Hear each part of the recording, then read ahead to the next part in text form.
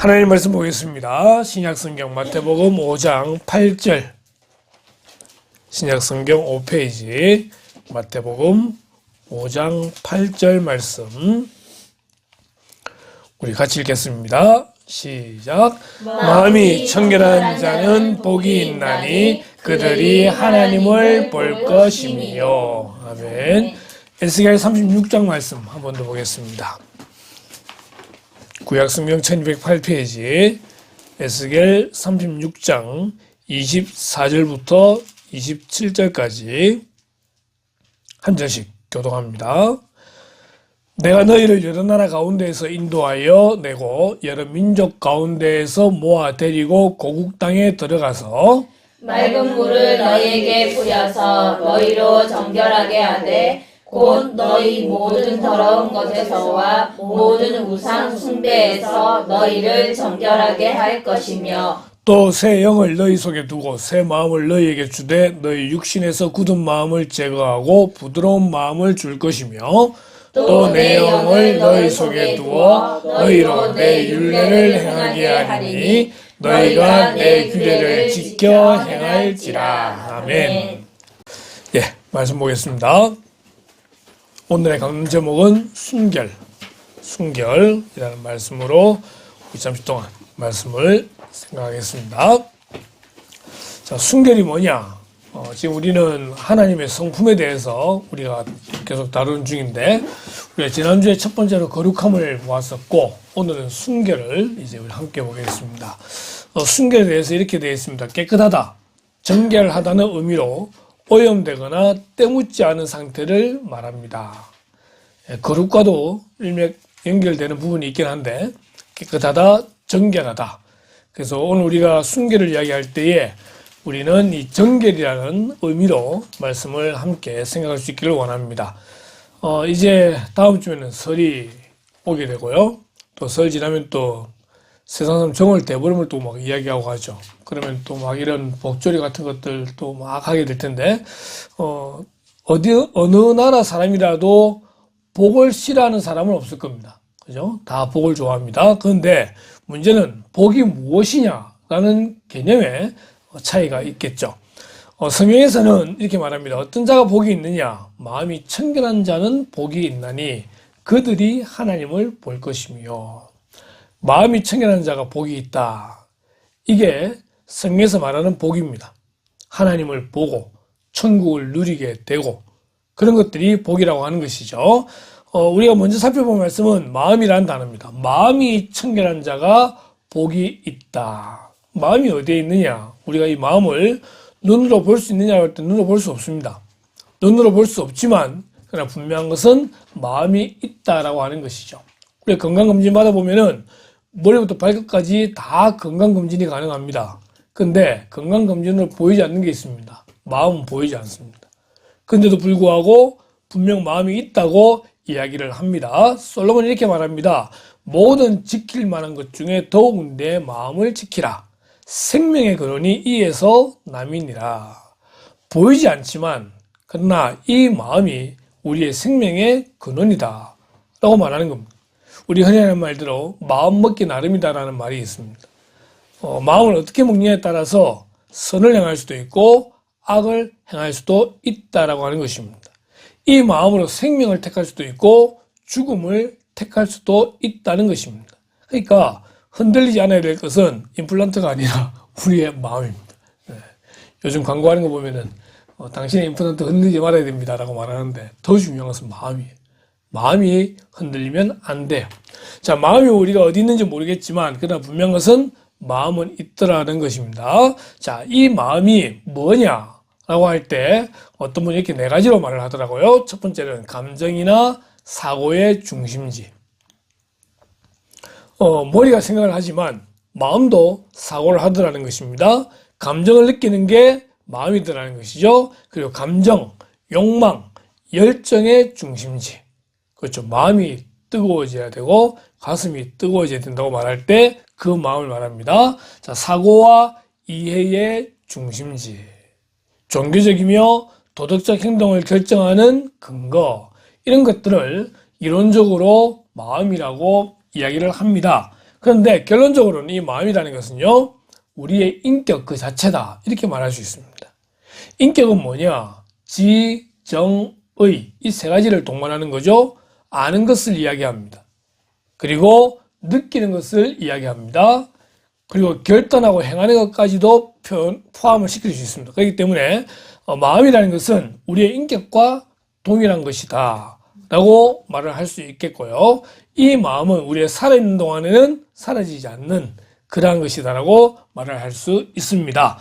예수님은 팔복에서 말씀하시기를 마음이 청결한 자가 복이 있다. 마음이 청결한 자가 복이 있다. 자, 마음이 청결하다 라고 하는 이 출발점을 우리가 어디서 찾을 수 있냐면은 구약시대 제사에서 우리가 찾을 수 있습니다. 구약시대의 제사는요, 정결한 그런 예식이다 라고 말할 수 있습니다. 여러 종류의 제사들이 있습니다. 제사를 드리는 목적에 따라서 때로는 뭐 죄를 속하는 속죄제, 속건제가 있는가 하면은 화목케 하는 화목제가 있고 또 번제와 소제라고 하는 5가지의 중요한 제사가 있어요. 또 드리는 방법에 따라서 요제, 거제 뭐 이런 식으로 이제 드리는 방법도 있기도 하고 또 불에 태우는 화제 뭐 이런 굉장히 다양한 방법의 제사들이 있지만 제사의 목적은 하나입니다. 정결하게 되는 겁니다.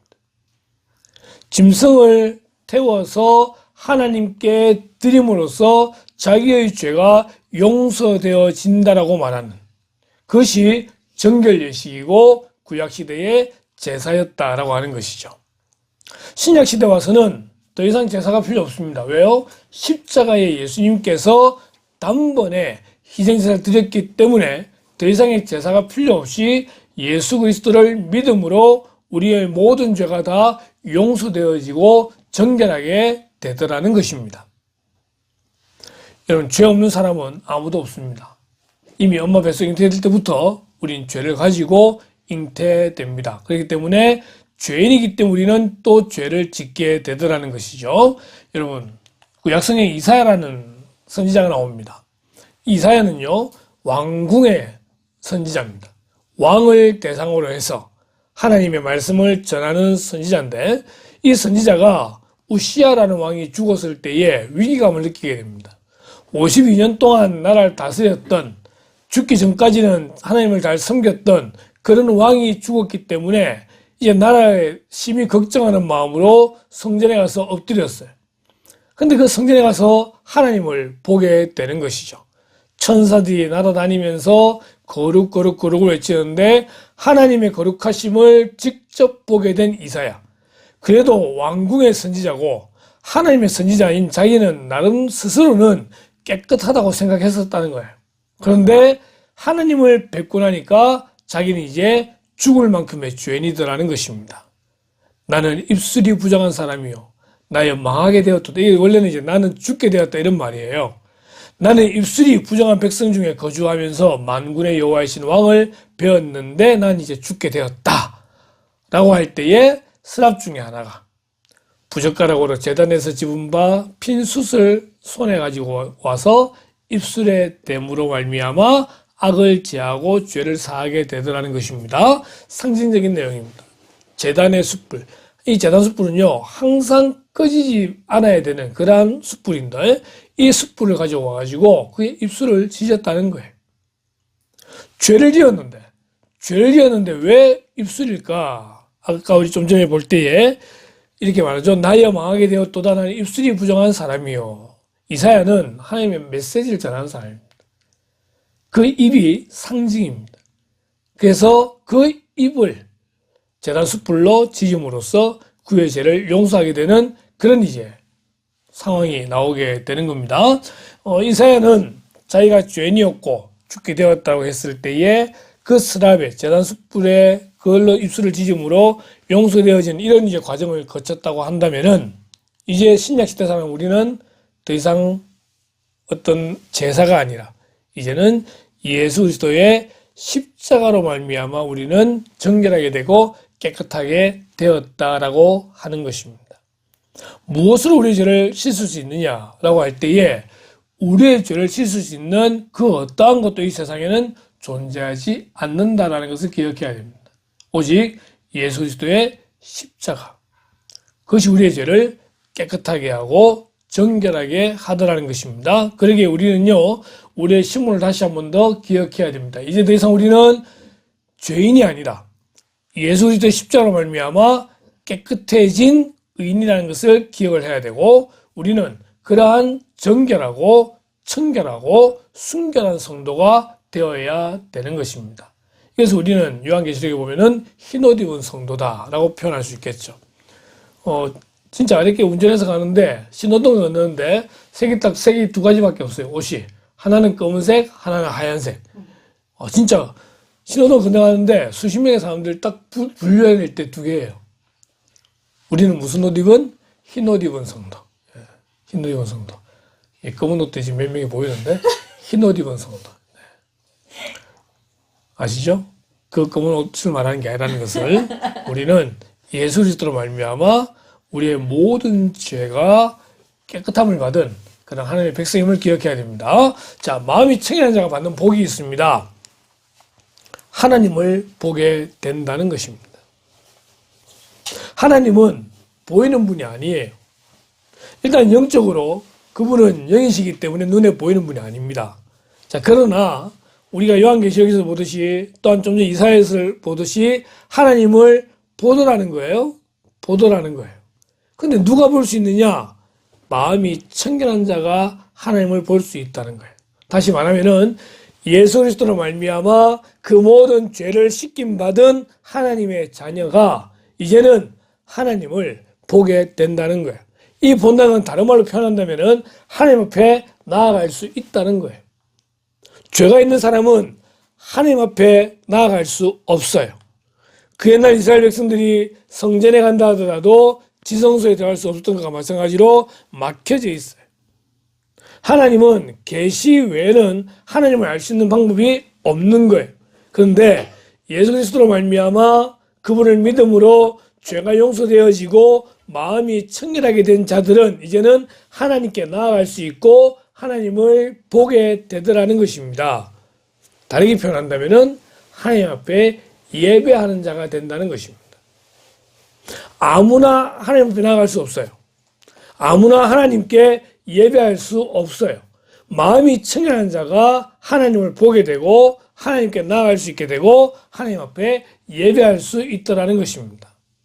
그걸 시편이 이렇게 말합니다. 여호와의 산에 오를 자가 누구며 그의 거룩한 곳에 설 자가 누구인가?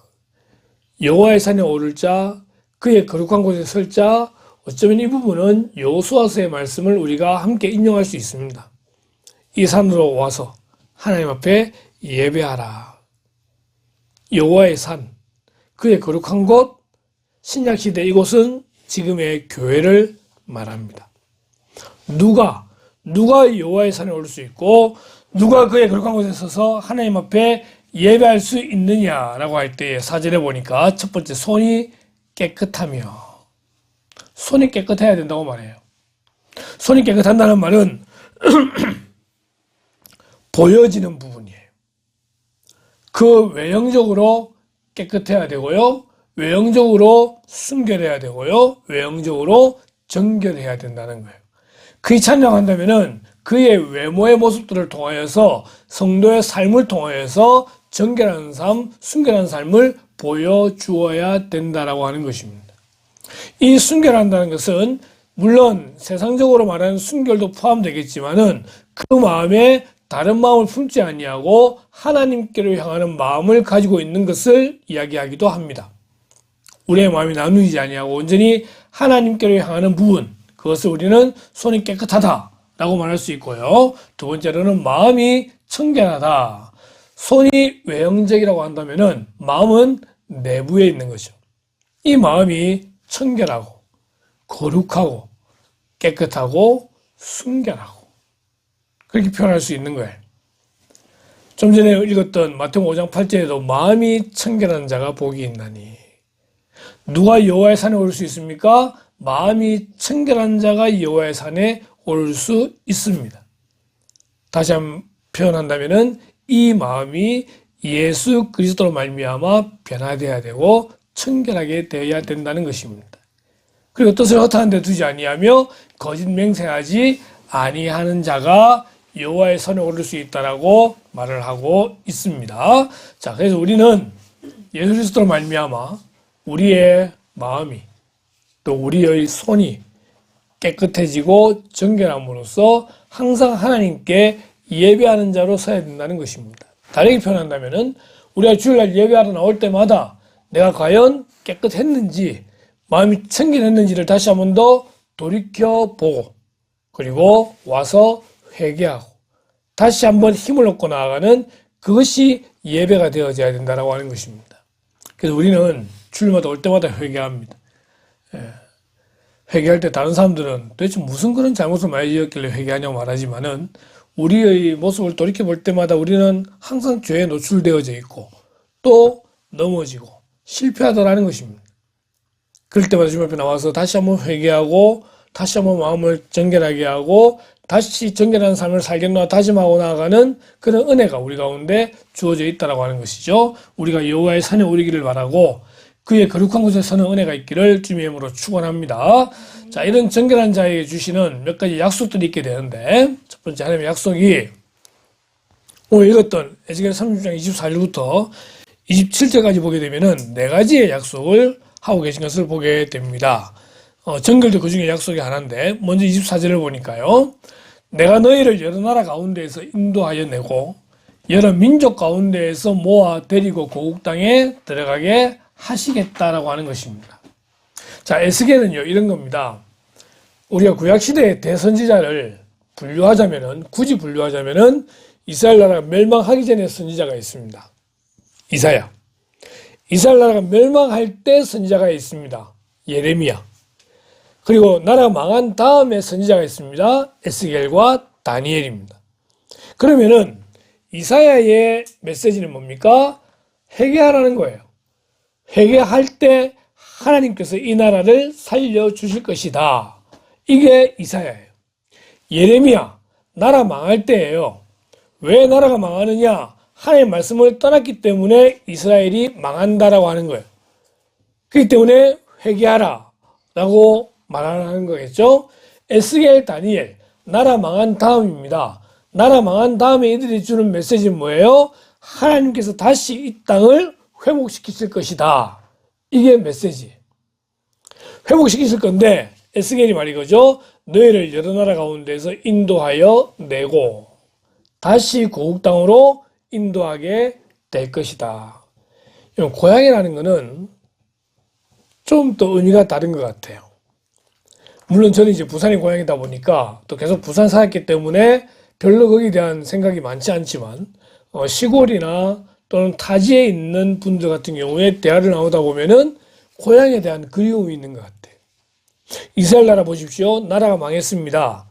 나라가 망하고 난 다음에 그들의 마음은 항상 어디에 가 있죠? 자기 나라에 가 있는 거예요. 특별히 에스겔, 다니엘 같은 경우는 바벨론에 포로로 끌려갔어요. 그 포로로 끌려온 이스라엘 백성들에게 말씀을 선포하게 되면서 그들의 고국 땅에 돌아가게 된다고 하는, 번향으로 가게 된다고 하는, 그것이 얼마나 그들에게 큰 그리움과 또한 희망을 주겠습니까? 그죠? 근데 하나님께 약속하시는 거예요. 내가 너희를 고국 땅에 데리고 들어가겠다.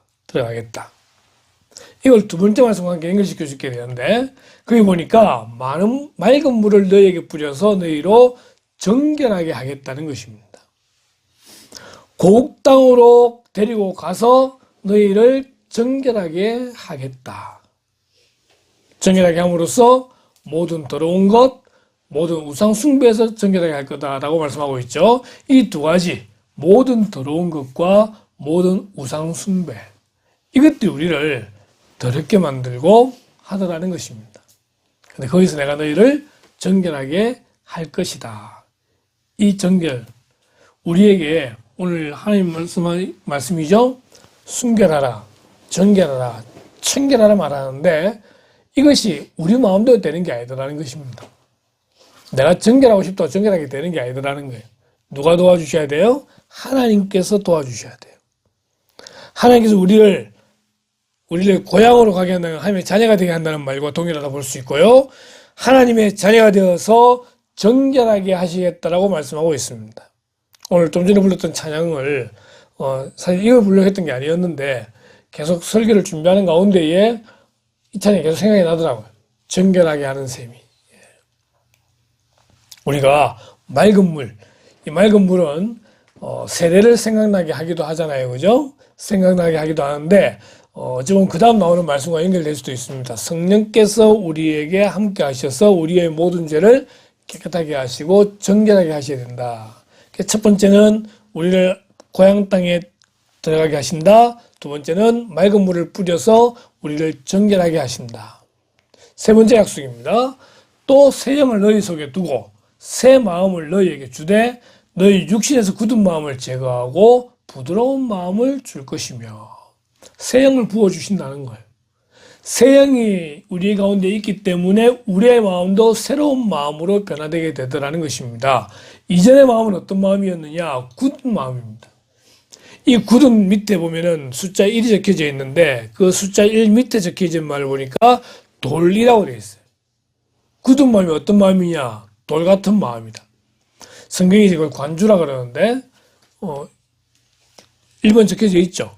여러분 성경책에 굳은 앞에 그 1번을 맨 밑에 보시게 되면은 1번 해놓고 돌이라고 되어 있습니다.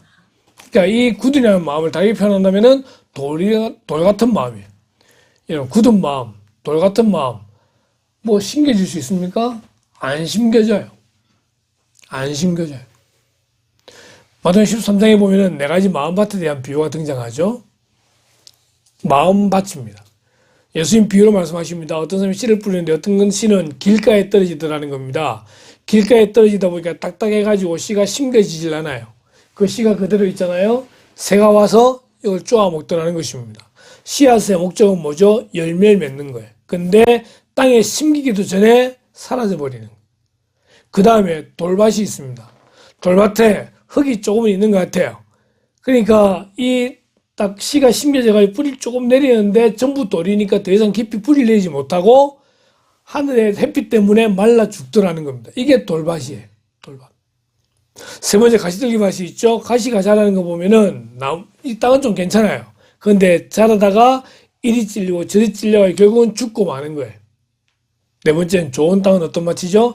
심겨져가지고 좋은 영양분을 공급받아가지고 자라는데 30배, 60배, 100배의 결실을 맺더라는 겁니다. 제자들이 이 말씀을 듣고 나서는 예수님 도대체 이게 무슨 말씀입니까? 라고 물으니까 예수님 말씀하시기를 네 가지 밭은 너희들의 마음이고 씨는 하나님의 말씀이고 이 말씀이 땅에 떨어져가지고 좋은 땅에 심겨질 때에 열매를 맺는 이것이 천국이다 라고 말씀하시는 거예요. 지금 다시 한번 말씀 보십시오. 굳은 마음을 제거하고 부드러운 마음을 준다라고 말하고 있어요.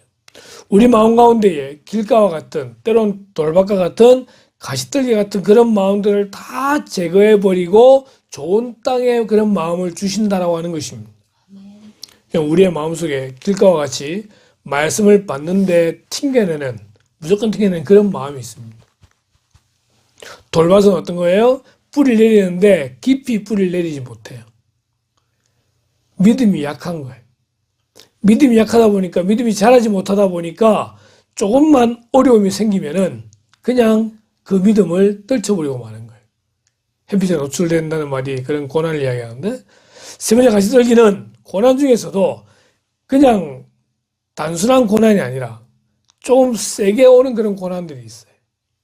때로는 병에 대한 문제도 있겠고 때로는 물질에 대한 문제도 있겠고 이런저런 여러 가지 걱정과 염려와 근심과 고난 이런 것들 때문에 그 믿음을 잃어버리게 되는 그런 경우도 있더라는 것입니다.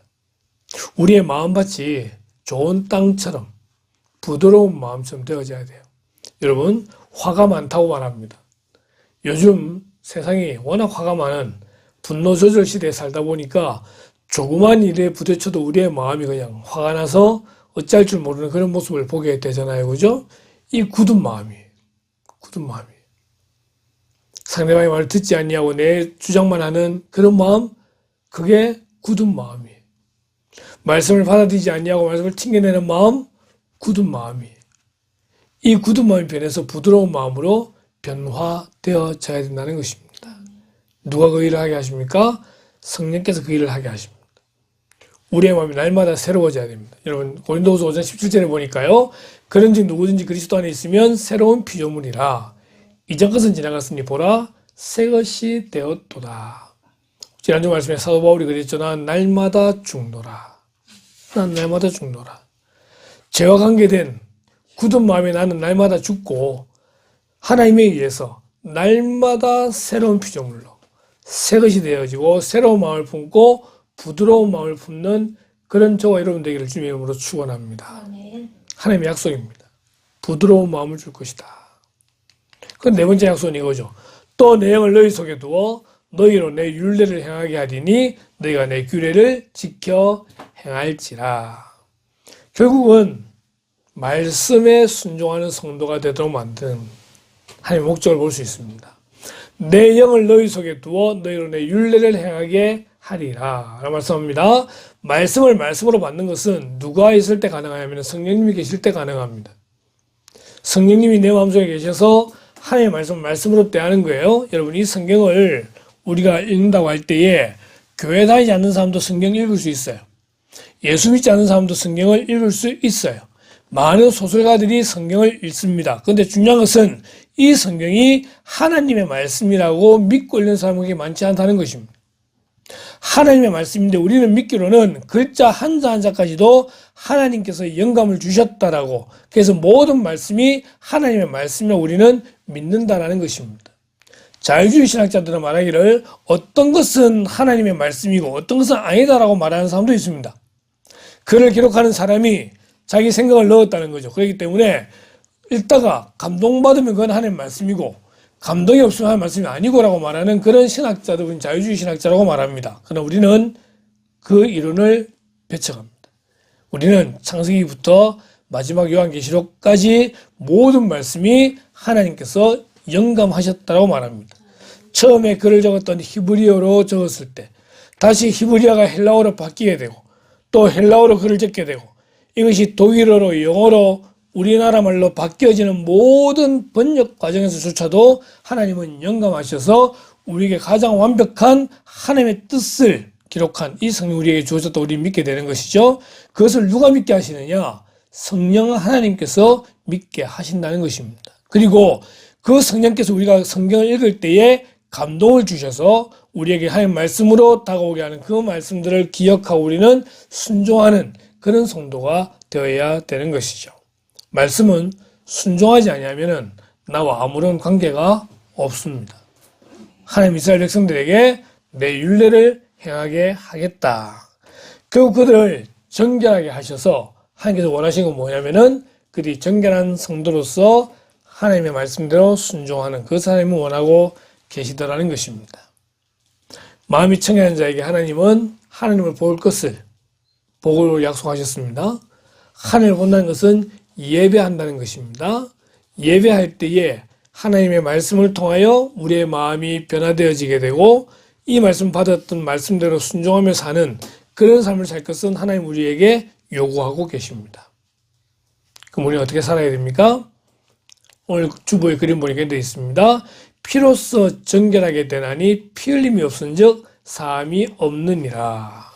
지금 보시면은 이 마음을 분홍색이었던 마음이 이제 하나님의 예수 그리스도의 피 보혈로 빨갛게 칠해지고 있습니다. 칠해지고 있습니다. 우리의 마음이 정결하게 되어야 됩니다. 뭐로써요? 그리스도 예수의 보혈로서. 우리는 다시 한번 십자가에 그 보혈을 의지함으로 날마다 정결하게 되는 삶을 살 것을 먼저 약속해야 됩니다. 그리고 두 번째로는 지난주 말씀했던 부분 중에 하나인데요.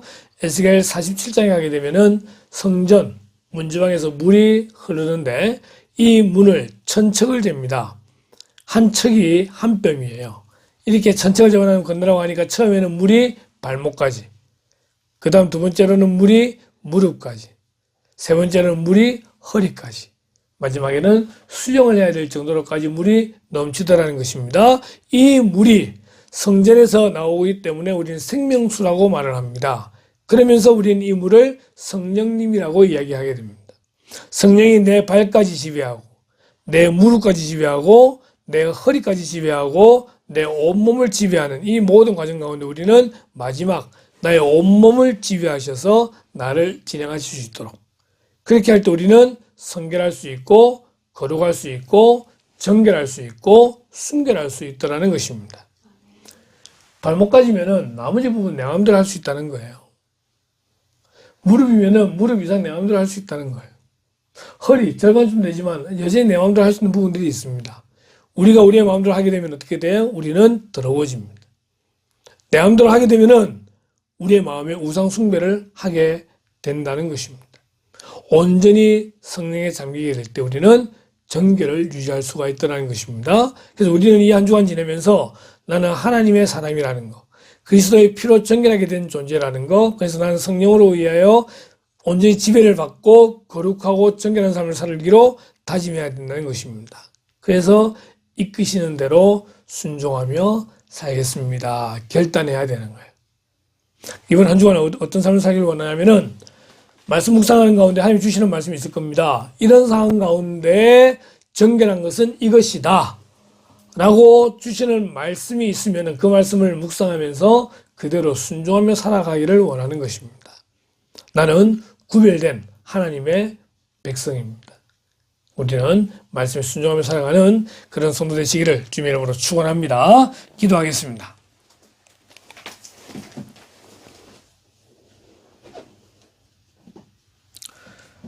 죄악된 저희들을 사랑하셔서 마음에 성령을 주심으로 예수 그리스도의 그 보혈을 의지하고 믿는 믿음을 주시고 그로 말미암아 하나님의 자녀와 백성에게 하신 하나님의 놀라운 은혜와 사랑에 감사와 영광을 올려드립니다. 하나님, 우리가 하나님의 백성이라고 말하지만 여전히 이 세상 가운데서 순결한 삶을 살지 못하고 정결한 삶을 살지 못하고 더러운 것, 우상 숭배하는 것 이런 것들의 마음을 빼앗겨 있었던 그런 저희들을 용서하여 주시기를 원합니다. 마음이 청결한 자가 복이 있다 하셨사오니 우리의 온 마음을 다하여 그리스도의 보혈을 의지함으로 다시 한번 거룩하게 되어지며 그리고 이 세상을 살아가게 될 때에 하나님께서 거룩하게 하신 그 삶대로 정결한 삶을 살아드리는 그런 저희들 될 수 있기를 간절히 소원합니다. 우리의 마음이 부드러운 마음이 되어지기를 원합니다. 하나님 말씀을 받아들이고 그 받아들인 말씀에 순종함으로 귀한 열매를 맺는 그런 복된 성도 될 수 있도록 인도하여 주시옵소서. 마음이 청결한 자가 하나님 볼 수 있다 하셨사온데 주 앞에 나와 예배하는 은혜 주심을 감사드리고 날마다 이 복을 유지하기 위하여 최선을 다하는 그런 자들 되게 하시길 원하옵고 우리는 연약하지만 주의 성령으로 말미암아 승리하는 그런 자들 될 수 있도록 인도하여 주시기를 원합니다. 이 한 주간도 하나님의 말씀을 생각하며 순간순간 성령의 의장으로 말미암아 정결한 삶을 살기 위해 승리하는 그런 자들 될 수 있도록 인도하여 주시길 원하올 때에 이 모든 말씀을 예수님의 이름으로 기도드리옵나이다. 아멘.